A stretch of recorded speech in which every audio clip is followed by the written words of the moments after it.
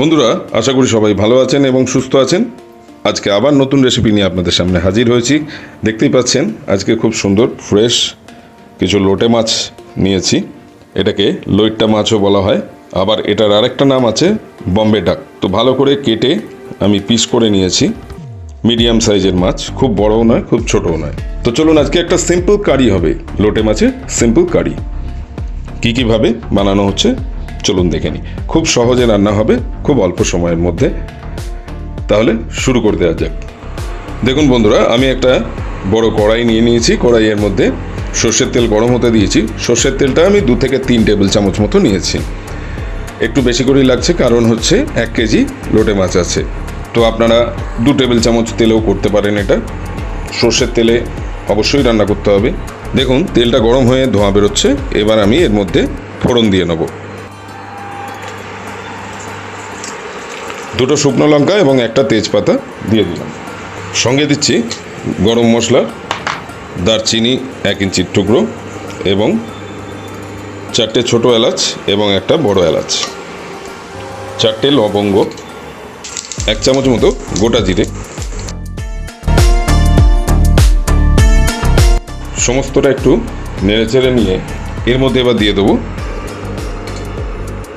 4টে বড় সাইজের পেঁয়াজকে আমি স্লাইস করে রেখেছিলাম, সেটা দিয়ে দিচ্ছি।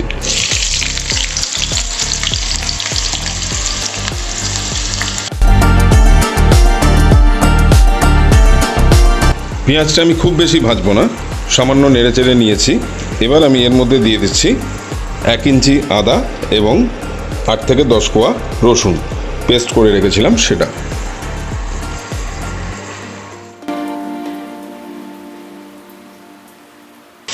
আদা এবং রসুনটাকে কাঁচা গন্ধ না যাওয়া পর্যন্ত ভালো করে ভেজে নিতে হবে।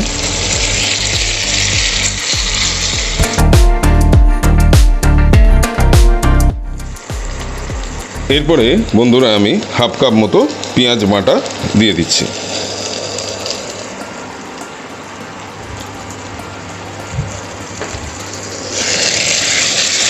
সমস্ত মশলার সঙ্গে এটাকে একটু কষে নেব।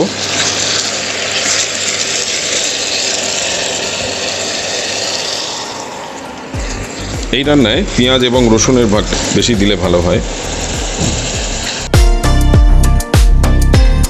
এই রান্নাটা এতটাই সোজা যে যারা নতুন রান্না শিখছেন বা অল্প স্বল্প রান্না জানেন, তারা অনায়াসেই এই রান্নাটা করে নিতে পারেন। সমস্ত মশলাগুলোকে রেডি করে কষে নিতে হবে, আর তারপর মাছের টুকরোগুলো দিয়ে দিতে হবে। একটুখানি ভাপিয়ে নিলেই হয়ে যাবে। এরপরে আমি দিয়ে দিচ্ছি 2টো মিডিয়াম সাইজের টমেটোকে আমি স্লাইস করে কেটে রেখেছিলাম সেটা।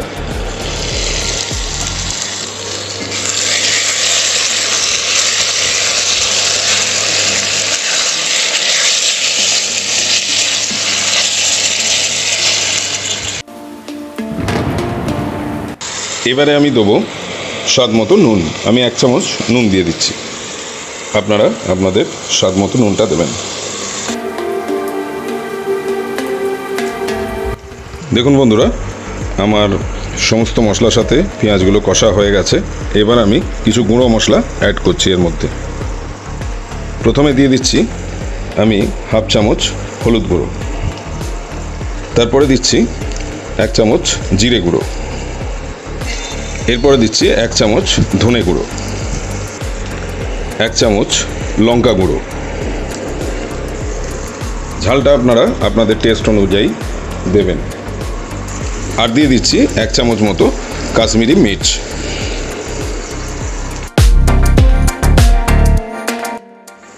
এই পর্যায়ে সামান্য আমি জল অ্যাড করব।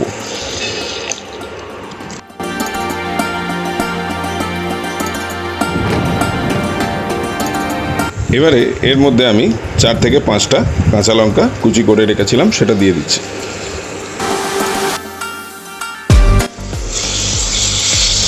সমস্ত মশলাটা এইভাবে নেড়ে চেড়ে ভালো করে কষে নিতে হবে। দেখুন বন্ধুরা, মশলাটা একদম কষা হয়ে গেছে, তেল ছেড়ে দিয়েছে। এবার আমি মাছগুলো দিয়ে দেবো।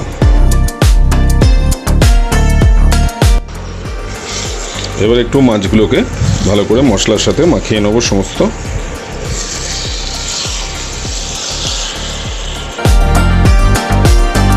যেহেতু এই মাছগুলো খুব নরম হয়, তাই একটু হালকা হাতে নাড়িয়ে নিতে হবে।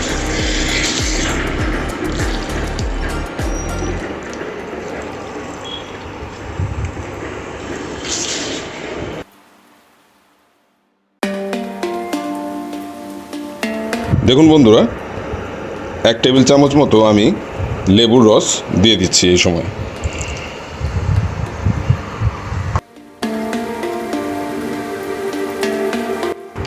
এরপর একদম লো হিটে আমি 10 মিনিটের জন্য ঢাকা দিয়ে দমে রেখে দেবো। 10 মিনিট বাদে ফিরে আসছে। দেখুন বন্ধুরা, 5 মিনিট বাদে আমি ঢাকাটা খুললাম একবার।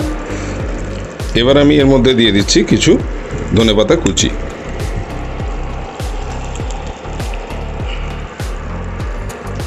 আবার আমি 5 মিনিটের জন্য ঢাকা দিয়ে দিচ্ছি। 5 মিনিট বাদে ফিরে আসছি। দেখুন বন্ধুরা, 10 মিনিট বাদে ফিরে এলাম, ঢাকাটা খুলে দিয়েছি। আমি এবার হাফ চামচ চিনি দিয়ে দিচ্ছি, এটা টেস্টটাকে ব্যালেন্স করবে। এই মাছ রান্নার সময় জল একদম আমি অ্যাড করিনি। মশলা কষানোর জন্য যে জলটা অ্যাড করেছিলাম সেটুকু খুবই কম, সেটা মশলা কষার পর আর থাকে না। এবার যেটা মাছ থেকে জল বেরোয় সেটাই গ্রেভি হিসেবে থেকে যায়। তাহলে আমাদের রান্না অলমোস্ট রেডি। এবারে এর মধ্যে হাফ চামচ মতো গরম মশলা গুঁড়ো দিয়ে দিচ্ছি।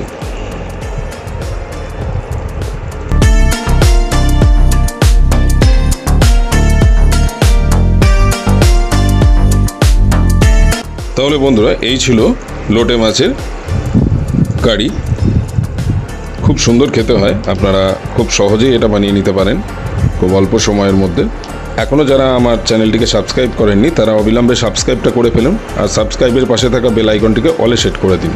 কারণ অলে সেট করে দেওয়া থাকলে সমস্ত নতুন নতুন রেসিপির ভিডিও যখনই আমি আপলোড করব তখন সবার আগে নোটিফিকেশানটা আপনার কাছে পৌঁছে যাবে।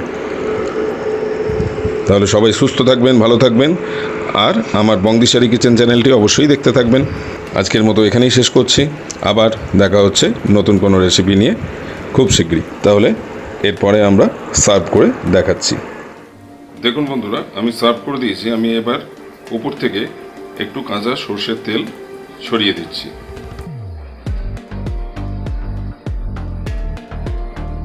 অসাধারণ একটা রেসিপি, আপনারা অবশ্যই বাড়িতে বানিয়ে খেয়ে দেখবেন, খুব সুন্দর খেতে লাগে। এটা থাকলে আর গরম ভাতের সঙ্গে আর কিছু লাগে না, এক থালা ভাত নিমেষের মধ্যেই উধাও হয়ে যায়।